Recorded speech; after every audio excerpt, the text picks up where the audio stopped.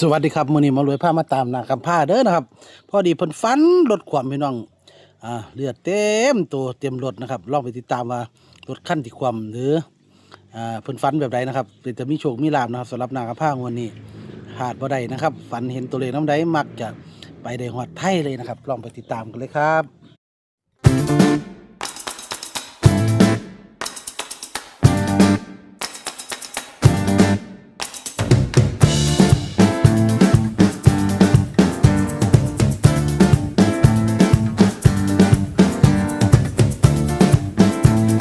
สวัสดีครับนาผ้าครับนากันป้านะครับวันนี้มาตามนาผ้าเนาะเสียงหนูไส้พยายามน้เสียงลูกชายเพิ่นเด้อจิตจนหายำพยายามน้ำเพื่อนเมียช่วยอาบน้ำหนูเป็นบ่าวแล้วเพื่อนหนูไม่อาบน้ำเพื่อนอ้าวหนูโตแล้วใช่ไหมวันนี้มาตามนาผ้าเนาะเป็นฝันดีเด้ไอ้เพื่อนฝันเห็นตัวเลขตรงไหนมักจะเป็นไทยเด้อนะครับพยายามจดไว้เนาะวันนี้มันเลยลงไปทั้งไทย มัน ลาว บ่ เลย บ่เห็นโตได้หัวเนี่ยเกี่ยวกับทะเบียนรถของขวาง กันนั้นนะเป็นโตเที่ว่ากันทะเบียนรถได้ล่ะ ทะเบียนรถก็เป็นที่ว่า487นั่นเด้ ที่ว่ามันนั่นก็สิว่าบ่เป็นตัว ว่ารถเฮานี่แม่รถว่ามันทีแรกมันรถมา10ล้อแม่นบ่10ล้อมันขวางมาได้บ่มันมาปึ๊บมันเบรกแล้วมาขวมปาดหน้ารถเฮาเฮาก็เลยล้มคันนี้เลยล้มนั่นผู้เมียเนี่ยให้ไปเบิ่งตัวทะเบียนรถบ่เห็นเด้ล่ะมันบ่มีเลยป้ายขาวแม่นรถ10ล้อแม่ ไม่เห็นเลย บ่เห็นเลยบ่เห็นเฮาก็ล้มบ่คนทะเลาะก็บ่เป็นหยังบ้านนี้ขี่กันไปโดนเติบมอไซค์ตีนาฬิกาพลิกประตูก็คว่ำผู้เมียนี่แง่แล้วมันเขาก็นั่งแง่ยืนจังซี่เห็นบ่ มันนั่งอยู่หน้าแง่ดันออกไป ดันออกไปมันนั่งวัฒนัด มองนั่งหน่อย เฮานั่งหน่อยนาปีกไม่ให้มันนี่นั่นเด้มันนี่ล้มมันยังบ้านนี้ขี่ไปพอหลุมเด้อนาฬิกาพลิก2ตลบ ที่แรกไปพ่อซื้อรอเพียงก่อนซื้อรอพี่พ่อซื้อรอความก่อน มันมาปาดมันบ่เป็นปาดหน้าหรอกมันมาจั่งใดบ่มันเดียวแล้วมันก็มาขวมได้รอหน้ารถเฮา เจ้าก็เลยไม่ต้องล้มบ่เนี่ย มันเบรกมันก็เลยล้มบ่เลียดคนบ่เป็นหยังบ่มีเลียดบ่มีหยังดิบล้อเด้จนมาแม่นบ่รถแล่นไปแล้วรถมอไซค์เฮาแล่นไปแล้วรถ10ล้อมาจั่งใดบ่เบรกแล้วมันก็ขวมปุ๊บมันตะแคงเลยตะแคงมันเลยพลิกเด้มันตะแคงเจ้าสไลด์ไปไกลเติบมันสไลด์ไปรถ10ล้อนั่นแหละมันเลยไปไกลเติบบัดนี้เฮาก็เบรกแล้วมันก็เลยสไลด์ไปก็บ่ไกลดอกมันก็บ่ทะเลาะบ่หยังถามเมียก็ถามเฮาหายเป็นหยังบ่เป็นหยังก็ลุกเลยไปขับต่อกัดไฟโดดเติบเบิ่นพ่อหลุมจังได๋บ่เบรกตีได้กา2สลบคนก็บ่เป็นหยังเมียก็ถามว่าเป็นหยังบ่เดือดเมียก็อาบรถเลือดยาเจเต็มรถแม่นของเฮาก็บ่หลายปานใดคือของเขา เจ้ามีเลือดเดียว เดือดก็มีอยู่ของบ่หลายคือของเขาแล้ววันนี้ลูกเด็กไปน้ำบ่ บ่ ที่จะเจ้ากับเมีย แม่นไปส่งลูกไปโรงเรียนนั่นล่ะฝันว่าลูกไปส่งลูกไปโรงเรียนก่อนจังไปนํกันแต่ว่าเป็นต้องล้มปีน2ตัวล้มนี่เรียนเมียเดือดเมียเดือดเฮาก็บ่ไปอาบรถเลยเต็มรถโอ้บ่ได้เมียตัวเมียมีเลือดบ่มีคือกันจะไปอาบรถนำอาบรถบักหลายอาบเมียเต็มเมียก็บ่ค่อยเต็มตัวปานใดเนาะมันก็เต็มรถยังรถไหล4207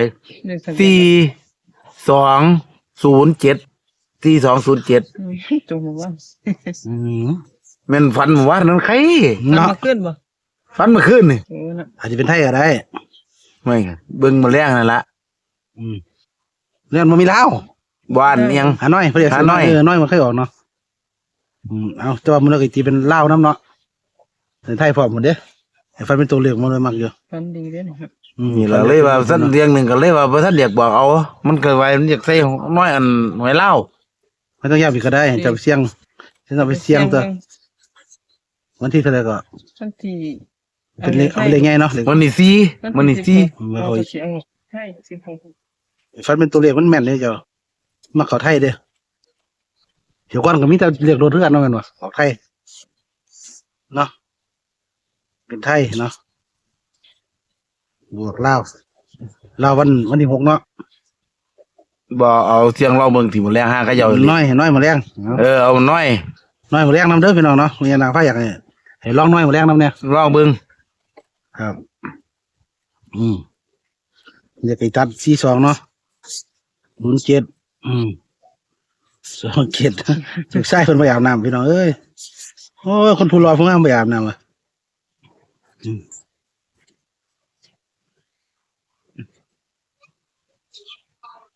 จำนี่ล่ะ เดี๋ยวดิโดนอยากได้อ่ะวงมา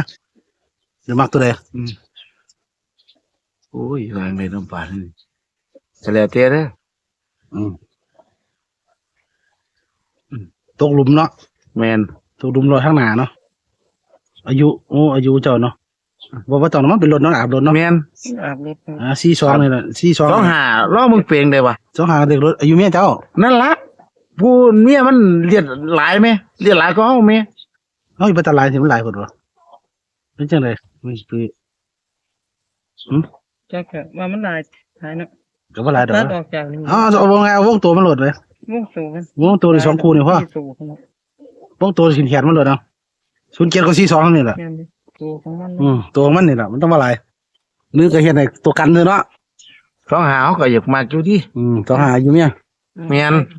ลูก2หานั่นเพิ่นมัก2หาพี่น้อง ซอเกิดเนี่ยอายุก็ ข้อสอบเกิดเนาะ เมียมันเป็นรุ่นนั้นอาบรถดี เอาแต่พอสอสิ นี่เขามักตัวนี้เด้อนี่ นี่ 2 4 2 5เนาะ ที่สอง อันแล้วแต่ตัวอีมักเจ็ดศูนย์กันแล้วแต่ นะครับทางภาพว่ามักอัน 2หา 25วันเกิดเมียครับอายุพ่อสอเกิดเพิ่นนี่แหละ2525นี่แหละว่าแต่ว่าเลขรถที่ว่าความขนาดเนาะปีน2ตลบเลือดอาบเฮิงสามีทั้งภรรยาแต่ว่าภรรยาหลายกว่า4207เด้อนะครับตัดให้420727204740แต่ว่านางภาพมัก2หานะครับลง ต้อ พื้ ง น หา ไป กับ แล้วเนาะ ที่สอง 2หากับ42เพิ่นบางแห้งเนาะ แม่น อันนี้สามารถซื้อไทยได้เนาะซื้อไทยซื้อลาวซื้อน้อยซื้อมาแรงนี่ลาวซื้อวันจันทร์เดี๋ยวเราย้ำทีนึงนะครับ ส่วนไทยเนี่ยก็ซื้อได้เลยเพราะว่าให้เพิ่นฟันเห็นเป็นตัวเห็นเลขเป็นตัวแบบนี้ตะก้อนแม่นนะเดี๋ยวก้อนก็ฟันเกี่ยวรถแบบนี้แหละเนาะไม่ตื้อเนาะ ที่ออกเลขไข่มันมา ออกซีเกตเห็นว่าวันนี้เพิ่นฟันเป็นตัวแล้วเด้อนะครับซีเกตออกไปแล้วก็รู้ว่าเอาตัวพี่น้องเด้อตัวใด707นี่แล้วนี่ล่ะ42นี่ล่ะ2027ก็เลยแต่พี่น้องคิดเอาเนาะแต่ว่าเฮานี่เน้นตัวคูมาเลยคือ4207นะครับกันนะครับมัก2หาเนาะประมาณนี้ว่านางพา 2หากับที่สอง ที่สอง กับเป็นบางสันเนาะ วงให้แล้วเน้นครับ ขัดดีเด้อเนี่ย เน้นแล้ว ไอ้ว่ามันหลายตัวก็เบิ่งเลยทะเบียนรถพี่น้องก็เอาตามตัวมันนี่ 4207ตามนี่เนาะ แม่นอันนี้ตัวแท้เลยล่ะ ตามตัวมัน เขาตัดให้เห็นภาพร่วมซื่อ อืม คือทะเบียนรถเขาบ่ตัดเบิดให้มันก็ออกตัวอื่นนะ แม่น แต่เห็นภาพร่วมมาพี่น้องเกิดไปฝันดีได้27จังซี่ก็ถือได้สิแหม อืม ถ้าเกิดเพิ่นมีฝัน202แล้วมันเข้ากันสินะ อืม ความหมายเฮาไว้ซั่น แม่ เนาะ น ลองเบิ่งพี่น้อง จะเล่นน้อยก่อนก็ได้เนาะ มาแรงเล็ดน้อยลองเบิ่ง นางพาเท่านี้มาเข้าพิเศษได้ตามเคยเห็น เป็ ว่าน ระบายไปเบิ่ง แม่นดีที่ล่ะ มักพิเศษของเจ้าน่ะ ก็บอกให้เจ้าที่ความพิเศษแต่ ให้มันไปออกฟิศ แม่น พิเศษเด้อนะครับนางพาเนาะถือว่าฟันดีครับพี่ก็ ของสนามมันออกด้วยพิเศษหลายเดิ แม่น้องเจ้า เบิ่งพิเศษลองเบิ่งกันแหละ คือว่าฟันหักอยู่ มันโดนๆเด้ฝันเกี่ยวกับรถคันนี้โดนเติบเพื่อนอยู่ดิ นะครับ ตอนนึงก็เจ็ดที่บอกอยู่นี่ก็ไปจัดรวยกันรวยเขาได้ว่าเอาร้องเยียงไอ้เจ็ดที่ที่ซ้อนนั้นก็มาออกก็มารุ่นมาออกมาอ่านไทยอีกก็เป็นเยียงก็ออกลาวที่ตัวนึงด้วย ฟันดีเลยแต่เอาเนี่ยฟันในรถเนี่ยเอาเลยพี่น้องฟันเนี่ยพอดีตีเนี่ยเราคักไปเลยพยังพานเนาะเอาลองมันพันเด้อนะครับฟันหักฟันเนี่ยเอาสรุปไม่ตื้อ สรุปว่าหน้าคำผ้าไปกับ